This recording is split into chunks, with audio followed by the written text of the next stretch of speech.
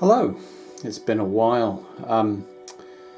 Yeah, a long time since I made a video about anything, but I was encouraged to make one about this game, Mistral, the War of the Austrian Succession at Sea, Mediterranean Theatre 1939 to 1948.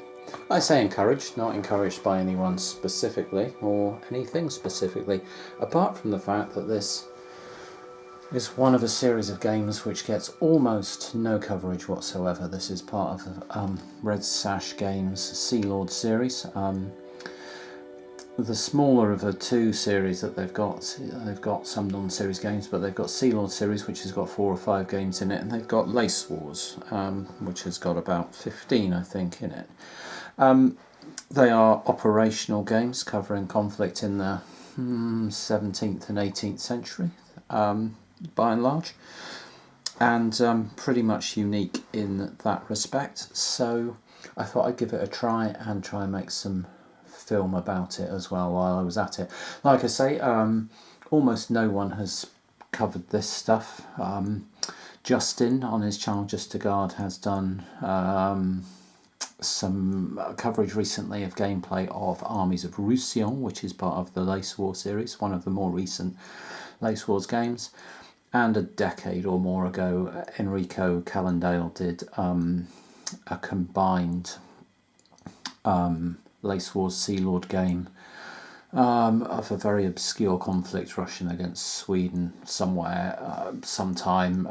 The Sea Lords game is called Sommer Skrala, and the Lace Wars game is A Lesser Wrath, I think it's called, and the two of those link together to form a combined operational game covering both the land and sea activities. This one, Mistral, covers the Mediterranean, as we said, and can be linked to the Italian theatre Lace Wars game called Queen's Gambit, but I'm not doing that. I'm just trying to learn this game. So what's it all about? Interesting is what it's all about. It's taking me some time to piece that together. I'm in turn 3 here of a 16-turn game. What it's about is you play the each side you play the sort of fleet admiral in the theatre, but essentially what you're trying to do is earn prestige by completing orders which are handed down to you from a sort of higher command. And yeah, you're not necessarily trying to fight each other, except where your orders require you to do that or prompt you to do that to try and prevent your opponent from completing their orders. So fighting in the game is very much not mandated. It's just what you choose to do to try and accomplish your goals or prevent your opponent from doing so. So here on the British side we have an admiral in the Naval Officers Mess here called Nicholas Haddock. He is our admiral on the British side. And over on the French side we have quite a large contingent of officers, but on the left of here we have de la Bena, who is the fleet admiral. We have the Spanish commander Pintado, and we have a French admiral who's the French command, La Rochelle, if I can read that correctly. So the Bourbon side there have a lot of commanders. The French and the British are not at war at the moment, so the French and British struggle to directly interact. But like I say, each side trying to complete some orders, and we are currently in an orders step in the administrative phase of turn 3. So I might take you through orders, but essentially what you do is you get a pool of chits. Here's 2 here which are British orders, and the British have chosen an escort order, so they can give an escort order when they've got something to escort, which will come soon enough. And they also had to make a random draw in order to get that escort order, and they got interdict, blockade, Barcelona. So they've got to try and blockade Barcelona at some point during the game in order to score this order chit and get a point of prestige for themselves. The Bourbon side currently have a French order to interdict, I believe. I think they've got to blockade this Port Bastia up over here, if I remember rightly. Let's just have a quick look. Yes, it's the Corsica insurgency event happened, which is prompting the French to want to blockade Bastia. So that's their only current job, and they'd like some more tasks on hand to score more prestige, basically, because they'd like something for the Spanish fleet to be doing. I can show you where the fleets are. These you have these fleet displays. You can see lots of British ships, and currently in Gibraltar, in Port Mahon, wherever that is. It's here in the middle of the Mediterranean, and if I can remember, Minorca, I think this is, or the Minorcas. So they've got lots of ships currently based there, and I can go through what this all means at some point, but I won't do it in this overview. And similarly, we've got a lot of Spanish shipping down here based out of Cadiz and Cartagena and a little bit in Barcelona, and the French fleet based out of Toulon. So yeah, the majority of the British ships are here in Gibraltar, and the majority of the French are here in Cadiz. Now, the game, being an operational one, is very interested in what the state of your ships. So if they are in these port sort of repair boxes, which mark their damage points on the track, so this has got 2 damage points, these have got none, that thing up there has got 10, for example. If they're in here, they're called in ordinary. So this is in ordinary. If you then move them to a harbour box like this, they're called fitting out. And then when they're at the sea, they're actually sailing round, they're called ready. And they will take attrition and damage all the time based on where they are. When they're in ordinary, they're not taking that, they can be repaired. But the moment you move them into a harbour or start sailing them, they are liable to start taking damage even before they get into battle. So it's quite a difficult sort of game to play from that point of view, because you can't just sail ships around willy-nilly and sort of fight stuff. You have to plan how you're going to get out of port and what you're going to do with your ships and how you're going to get them back somewhere to get them repaired quite carefully. Movement on the map is all about these wind lines. So there are lots of different winds identified by different colours, so yellow, red, grey, blue, brown, all over this map. And you roll all the time to see which of these winds are blowing and how strongly, and that allows you to move along the lines on the map. It's much more involved than that, but that's the essence of it. If you want to move this way and follow these red lines, you need the red wind to be blowing, and then you can follow this. There are white lines which you can follow, and they're prevailing winds, and they're always blowing. If you want to move in the direction opposite to the way it's blowing, for example, if we wanted to move between Algiers and Melilla, going this way in the direction of the chevrons, we can move here to a big space here, to a big space here, to a big space Algiers back here. So that would be 3. If we're moving against the wind, we'd have to stop each small space. So we'd have to go 1, 2, 3, 4, 5, 6. So it would take us twice as long, but we could do it. You also have to make rolls called catching the wind rolls to do that. So yeah, it takes you a lot longer to move against the wind than it does with it, as makes complete sense. Right, so we are trying to pull orders for the Bourbons at the moment. I've got their orders in this tray here, and they've got 2 options basically. They could choose an order, and then they'd have to draw and accept one at random, so they'd end up with 3 orders that way. Sorry, 2 new orders that way, plus the one they've already got. Or alternatively, they could draw a random 3 and then choose one of them. I think they want to draw a random 3 and choose one of them because we know from the Bourbon side that they are going to have a trade convoy turn up here in Maltese Roads area, so south of Sicily, and need escorting back to one of their ports, like Toulon, Marseille, Barcelona, I'm not quite sure where, but somewhere up over here. But that won't happen until June, July, turn 9. I think that there's a chance of that thing turning up. So they've got quite a long time before that happens. They've got an order for the French to go. So the French fleet have got something to do at Bastia to earn them some prestige. But the Spanish want something to do with their ships. If we draw a specific Spanish order, then we're going to have to take a random one as well. So I think I'm going to take the shot at drawing 3 of these and having a look at what we can select out of the 3. So we'll have that one there. We'll grab that one there, and we will grab this one here.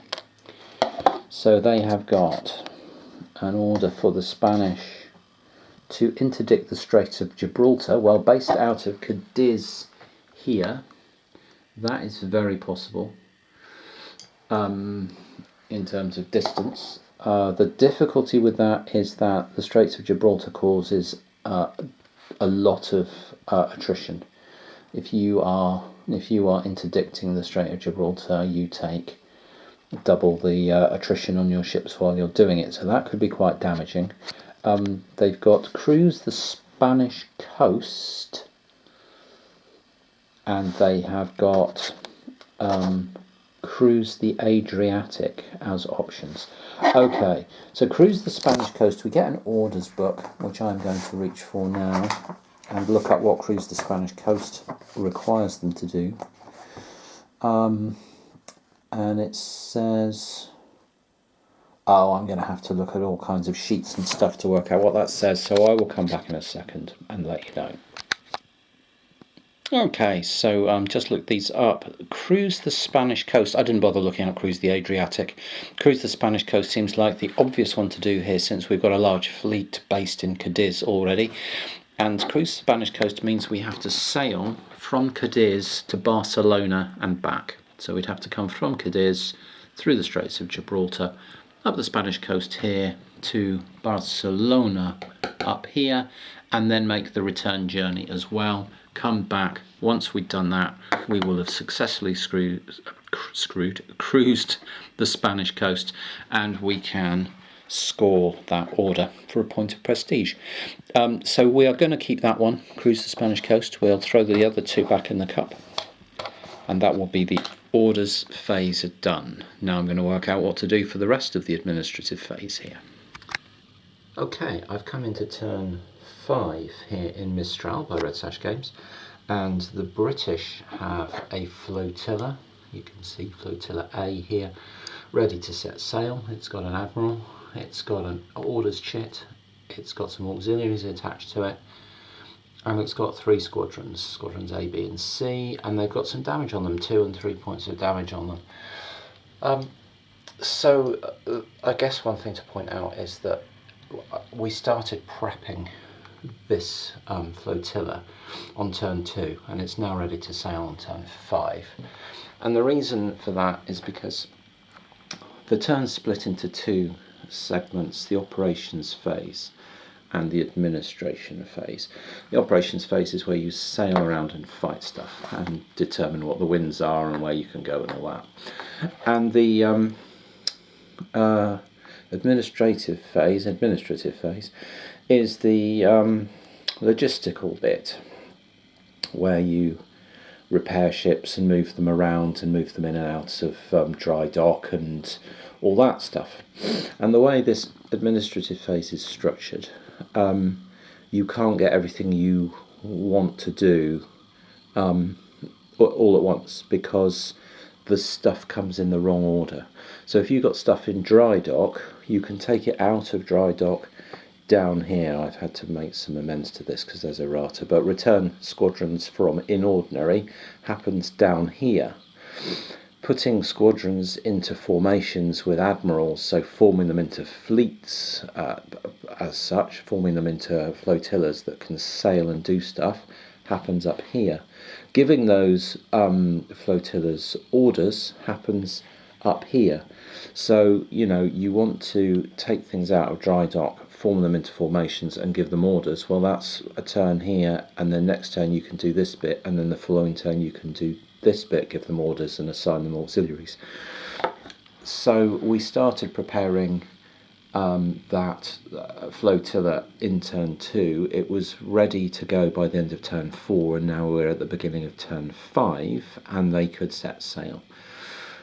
So we will start rolling for winds in turn 5, but there are lots of other things that can happen. Turn 5 is a quarterly turn. If we look at the turns chart here, these are the quarterly turns, and you've got winter, spring, summer and fall quarterly turns.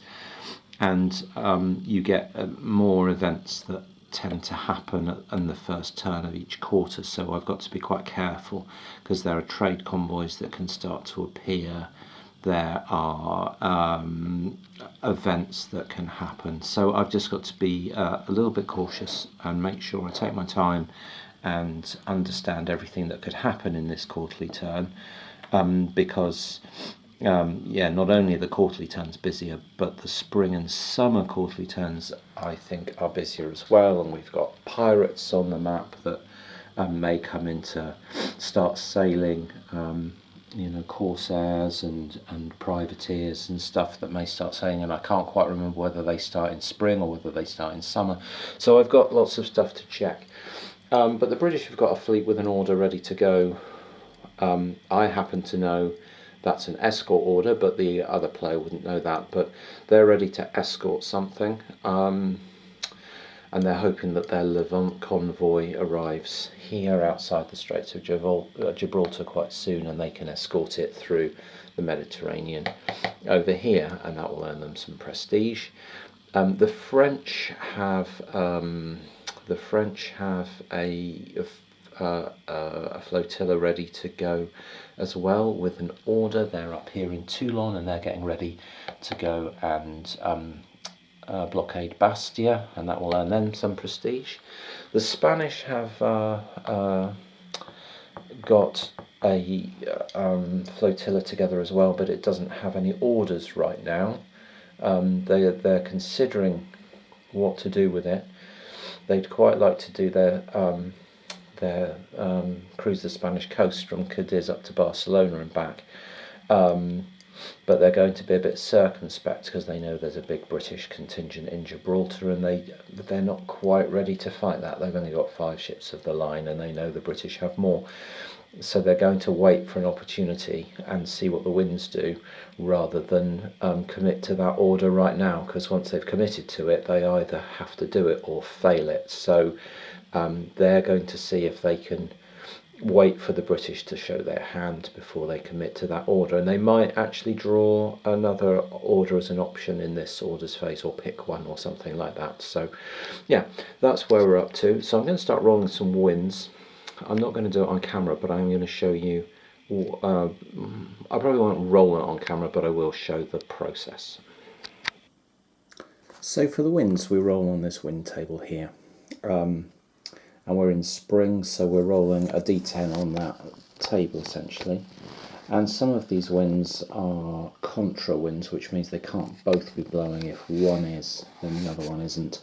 And you start at the top and work down essentially. So we roll to see if the Levant is blowing, and it was, so then we know we can't get the Vendavales. And then we roll on to see if the Mistral's blowing, it was, we know we can't get the Marin, and so on. We work down here, and the Scirocco, Gregales and Bora don't have contra winds, so we just roll to see what's happening.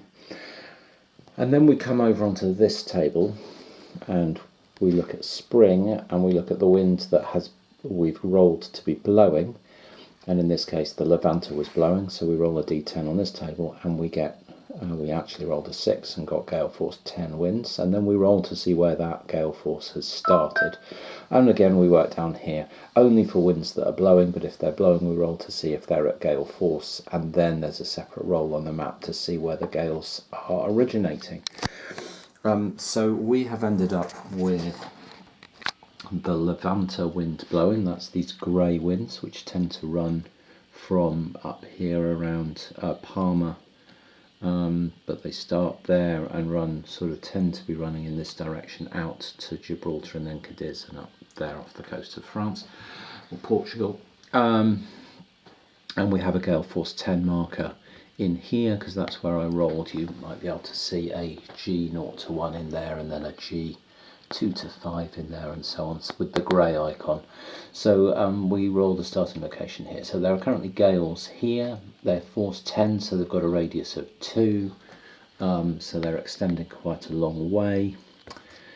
For example, that would be 1 and that would be 2. That would be 1 into Cartagena would be 2. Here is 1, here is 2. They're also extending out this way up the coast past Barcelona and so on. So yeah, gales there at the moment, and they are going to move in this direction over the course of the impulse. The Mistral, the brown winds up here off the coast of running from Toulon down to Barcelona, they are blowing in this direction, but there's gales up at Toulon and they will be coming down this way. There are gales, the Scirocco winds, which tend to come off the North Africa and blow north across the Mediterranean. So you can see the arrows tend to be, well, they either go laterally, but then they then tend to go up that way and so on. Tend to blow up here and up here. They are all in effect, but there are gales down here at Tripoli, which will be moving up this way towards the Sicilian Channel. And finally the Gregales, which is a weather pattern over here off the coast of Sicily around the boot of Italy up there. That is also blowing, but there's not likely to be anything happening there. So all that means essentially for our fleets in play is that it's very, very dangerous to leave the harbour, because there's a gale force 10 weather system that's going to be moving down this way. It will move in all 4 impulses. In the first impulse, I should explain that each turn is divided up into 4 impulses, and each of those 4 impulses has 4 movement point increments in which you get 1 movement point. So if you total that lot up, you can see that there'll be 16 movement points in a turn. So you can get quite a long way in a turn. But we roll for winds every impulse. So these gales are going to move 4 spaces, and then we're going to roll to see if they're still around or other winds are blowing. But essentially right now this gale is going to come somewhere down here and end up somewhere in this location, and then may stick around and carry on out this way. So neither of our admirals is particularly keen on leaving either Gibraltar or Cadiz and running into that gale. Similarly, the French are in harbour at Toulon and they're at gale force 9 gales blowing, and they don't want to do anything. So I don't think anyone's leaving harbour because it's not good to be caught in gales. I will just show you. I will show you a gale effects chart here. You can see that if in a gale force 10 wind, if you're where that gale force marker is, you take 3 points of damage, and that's per impulse, not per movement point impulse. That's not even per impulse, that's per movement point impulse. You could be taking that 4 times a turn, and 4 times an impulse. 16 points a turn. So a turn's worth of gales is just not survivable. You have to be out of the way. Even 3 or 6 DPs is pretty catastrophic. That's 6 turns worth of damage at sea in a couple of movement point impulses. So yeah, gales are to be avoided at all costs, and they also make it more difficult to sail. Even if you're you know, a couple of spaces away from that force 10 gale, you're taking 1 dp per movement point impulse, so 4 in an impulse and potentially 16 in a turn. That's given that a British fleet has a damage point max of 10 before it has to roll to see if ships are sinking. Yeah, that's that's really significant. So yeah, the upshot of that is that no one's leaving port because it's far too dangerous given the weather that's kicking around, and we will probably rock through this impulse. I will move these gales around to see where they end up and roll for some more winds for impulse 2. So here in Mistral, the British have not had their Levant convoy appear in turn 5, but we're in the 4th impulse, the final impulse of turn 5, and what has appeared is this victualising convoy. Now the British have these victualising convoys which basically carry parts to keep their ships in good order. So they they carry repair points essentially for British ships, and you can see they can drop them off at Gibraltar here, where they have a little space on the map to put repair points in this victualised box, and another one up over here at Port Mahon where they can do the same. And the reason they've got that is because Gibraltar, you can see its repair value here once per quarter, so they can only get a repair roll to take damage off their ships once a quarter, which is not very good if you compare that to Cadiz. Here, the Spanish, it's got a repair value of 3. They get 3 rolls per turn, and the British are only getting 1 repair roll per quarter in Gibraltar, and in Port Mahon they're getting 2 per quarter. But the Spanish, for example, are picking up 2 per turn in Barcelona, 1 in Palma, 1 in Cartagena, and 3 in Cadiz. So because they're on, you know, right on the mainland with plentiful supply, they're getting lots of repair opportunities. The British are way further away in their sort of supply line chain kind of lines, so they are having to bring in convoys of stuff. And this has currently got 8 repair points on it.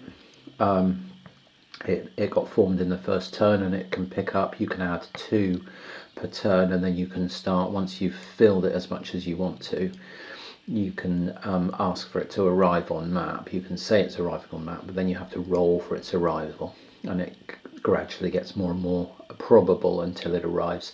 And it's a bit the same for the Levant convoy, but that doesn't carry repair points. That's just a mission to try and escort that if you want to try and take it. Anyway, we've got this victualising convoy appear, which gives us some opportunities. Firstly, we have a flotilla up here under Admiral Nicholas Haddock, Rear Admiral Nicholas Haddock, and it actually has an escort order. And we could try and fulfill that escort order and we're going to do that. So what we're going to do, we're going to keep the escort order here so that we know that this flotilla has an order and can't accept any other orders. But what we can do is take one of our auxiliaries, and we have a fleet auxiliary here. And these are like special superpower chits, basically auxiliaries. They're not ships that we sail around and do stuff with like our ships of the line and fight battles. They represent sort of other resources that we've got that we can use to get stuff done, like escorting convoys. So we've got a fleet auxiliary here with an unlimited range, which is quite important. So if we come back on the map over here, we're in the harbour in Gibraltar. The range would be 1 to the port of Gibraltar, that's a movement point, 1 into this zone here, and from the Straits of Gibraltar we would need to come into the gut sea zone here, which is represented by this box here, and the in-out box for the Straits of Gibraltar would be another move, and into the gut would be a move itself. So Harbour, Gibraltar 1, Straits of Gibraltar 2, in-out box 3, gut 4. So it's range 4, but that's simply illustrative of ranges. But this fleet auxiliary is now going to join that victualising convoy. So I'm going to come over here, find the victualising convoy. There it is on our map. I'm going to give it that fleet auxiliary there, which is now escorting it.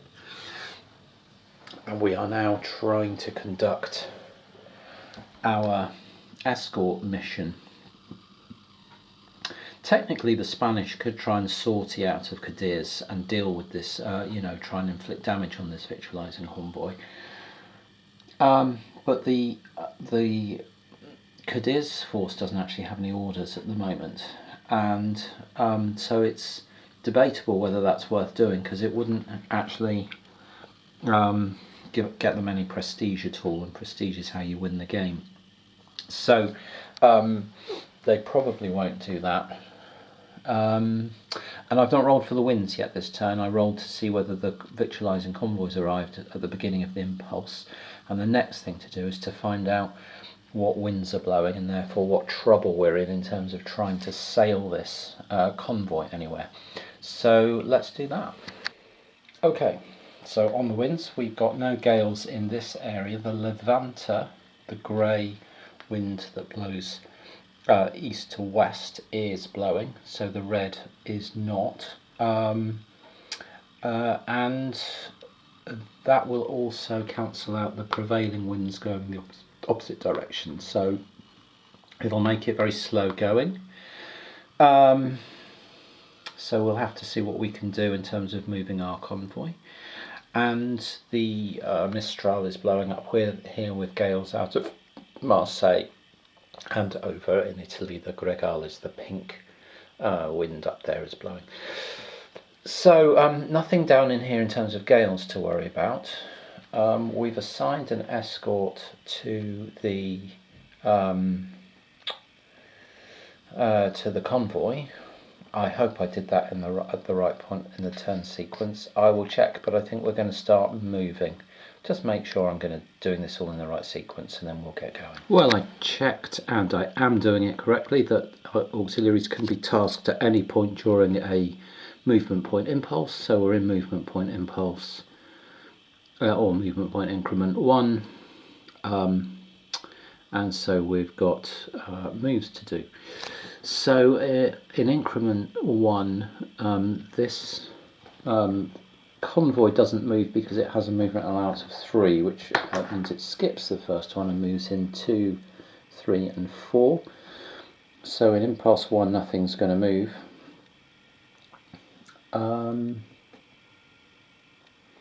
In impulse 2,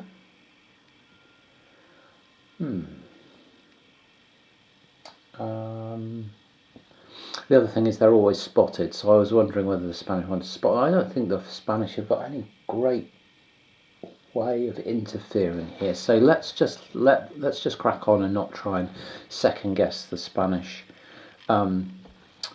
actions the whole time based out of Cadiz. I don't think they're getting involved here. So in movement point impulse 2, this fleet will want to try and get to the Straits of Gibraltar. So the first thing it has to do is move. It's basically here in the gut, in the sea zone.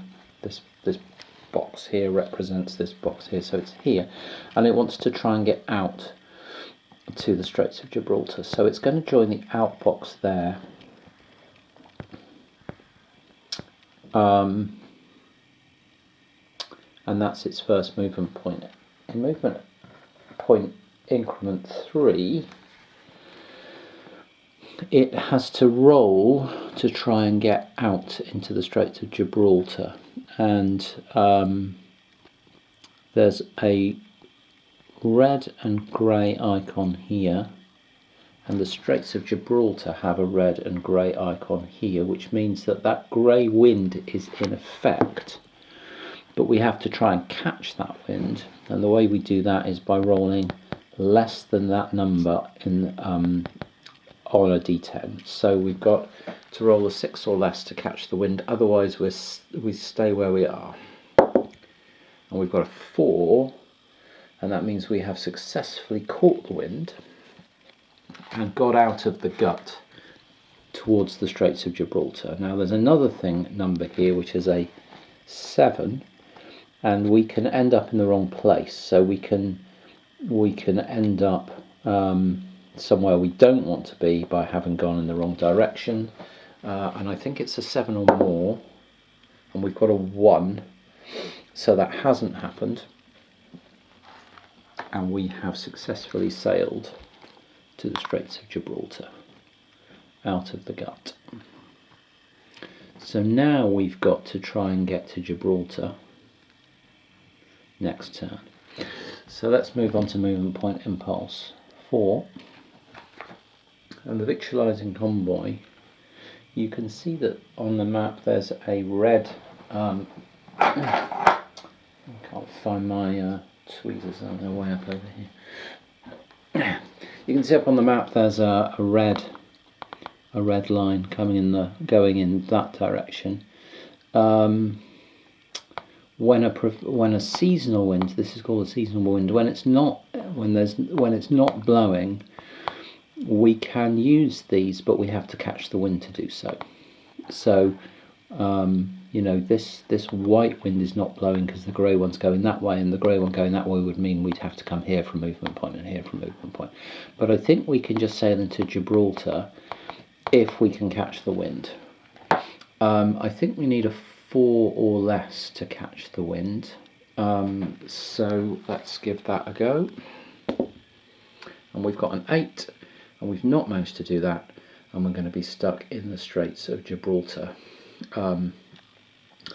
And now we're coming into the administrative phase of turn 5, where both sides will get to work out what they're going to do next. Okay, I reached the end of turn 5 here in Mistral by Red Sash Games. The events charts didn't throw up anything. We didn't get any events. We've only got a few events that can happen in this scenario. Corsican insurgency has already happened, and there's a waiting for trouble in the West Indies, which causes the British to have to withdraw 4 ships of the line, and the Flotta, which I think does something similar to the Spanish. But neither of those happened. They're quite low chances of them happening. The British formed another formation out in Port Mahon, and the Spanish did the same in Cartagena. So the British now have 2 formations ready to sail, and the French have one up in Toulon, which was stuck in port all of last month because of gales, the Mistral just blowing gales. You can see one still on the map here outside Port Mahon, off the coast of Barcelona. And the Spanish have 2 formations, Cartagena and Cadiz. And I'm just wondering whether I intended to issue some orders to anyone and forgot to, because we certainly picked up orders, but I don't think the formations that we wanted to give them to existed at the time. So I don't think we could give them orders. The British picked up another escort order, so they've now got interdict, blockade Barcelona and escort as their orders, and they've already got an escort order underway. And the Spanish took a random punt on some orders, and they have got an escort, and they've also got interdict Bouche de Bonifacio, which is some straits over by Sardinia. So that's a French order, it's got a little F, and they're already trying to interdict Bastia, so they may try and combine those, maybe, if they can take the punishment, because everything at sea picked up more damage, or everything I'd say at sea, I mean even in the water, So the British, having done nothing, are on 3 and 4 damage points there. The Spanish down here, 2 and 3 damage points for their ships. The French are on 4 and 5. They roll terribly for their damage. Another Spanish ship in the water down here, that's got a damage point on it. British ship up here's got a damage point on it. Yes, damage everywhere, you just accumulate it. Just doing nothing. So it's actually, I counterintuitively, during the spring and summer and fall months, actually, you only get 1 damage point in attrition for being at sea, but you can get 1 or 2 for being sort of anchor in port in the fitting out state. You're on a D10 and you have a 50-50 chance of picking up 1 or 2, so there's less attrition being at sea than there is being in port, except in the, I say in port, that's a loose term. I mean fitting out. If you're actually in ordinary, under repair in the harbour, then you don't get any attrition and you can repair your ships. But yeah, but being an anchor in a port, fitting out, ready to make sail, you can pick up more attrition than actually sailing. So yeah, anyway, that's where we are, and I'm going into turn 6, where we're going to get to see whether the Levant convoy arrives for the British. Over here in the gut behind the victualling convoy, and then we'll have to see what the winds are doing. Let's make the Levant convoy roll. So that happens, I believe, on a 1 or less on a D10, and a 0 is a 0 in this, so on a 0 or 1, but we've currently got a minus 1, 2, 3, 4 on the dice, because we've had 1, 2, yeah, this is the 4th consecutive impulse where it hasn't occurred. So minus 4 on the dice. We've got a 0, so that would have done it anyway. So the British Levant convoy has now appeared. We've got a Levant convoy marker there, and that will be here in the gut. And will be starting to make its way across. So actually, given that, we ought to figure out what route it's going to take to do that. And we have a table for the convoy routes. So down here we've got a convoy route chart. Potential British Levant convoy routes. So we roll a D6 in this case. So let's give it a roll. We've got a 4. So it is going to take a middle route. It's going to go from the gut through the Straits of Gibraltar via Melilla on the North African coast, through space 3 towards Algiers. Then it's going to go Barbary coast, Balearic Sea, space 8, Sicilian Channel, and Maltese roads. So Melilla space 3, Barbary coast. Okay. Oh, okay. Okay, interesting. Balearic Sea, space 8, Sicilian Channel, Maltese roads. Interesting. So this Levant convoy here is going to come out of the gut through the Straits of Gibraltar via Melilla, round here to space 3. Then it's going to transfer into the Barbary coast box here, which is represented down here. Or just that's where they put it on the map, but that Barbary coast box on the main map is represented by this one. And from the Barbary coast it's going to go to the Balearic Sea, which is this box here, so it's going to go from that one there to that one there. From there it's going to go to space 8, you can see it can go to 6, 7 and 8 out here, which is there. It's going to go to the Sicilian Channel, round here.